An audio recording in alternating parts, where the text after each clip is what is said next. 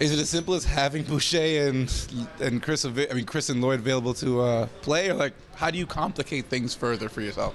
Well, listen, I mean, like I just told the team, like there's ways to win games, right? There's ways to lose basketball games too, but we found a way to win by playing defense. There's a night when the shots aren't going to fall, and I told them there's going to be nights when that happens. You know, Watford, great three-point shooter, just couldn't find it. First half, couldn't find the hoop at all, but we found a way to grind it out in the second quarter and the third quarter. I think 16 and 15 points in those quarters, and found a way to win by playing defense. And this team, like, we're going to find different ways to win, and today was on the defensive side, and the shots hopefully are going to fall. And to your point, I think Chris and Jordan are talented basketball players, right? And they're finding a way, they're finding a rhythm. And I'm proud of them in a game there was adversity at the beginning to find a way through it and still kind of get their numbers, but more importantly, get us to a W.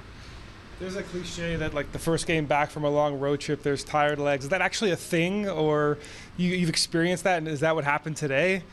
Yeah, it's a good question. You know, I'm not sure exactly what happened today. I think there's definitely something to that. That's more on a West Coast swing where that really kind of gets you on the way back. But we had a long bus ride back. But listen, it's we need to be ready to play when the ball goes up.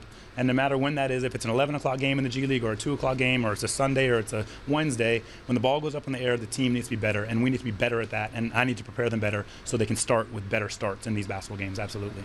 I know you guys needed Jordan to act as a scorer with the offense kind of at a premium there, but how do you think he handled that kind of full-time look as a point guard today? I think it was a lot of learning for him. So I think watching the tape will be his main learning and seeing I could have done this, I could have done that differently. To me, it's at least where he is giving him opportunities and then learning from those opportunities. In the moment, he was good, but I think even more the film will tell the real story, and that's where we can grow if we're in that situation again.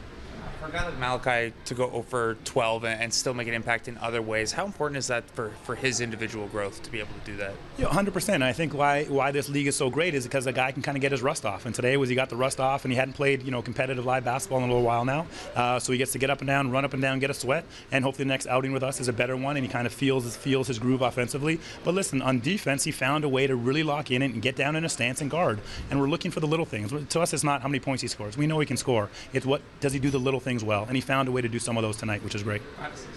Yeah, exactly. No, he was productive. Absolutely. He was productive in a non-offensive scoring situation, which is fine.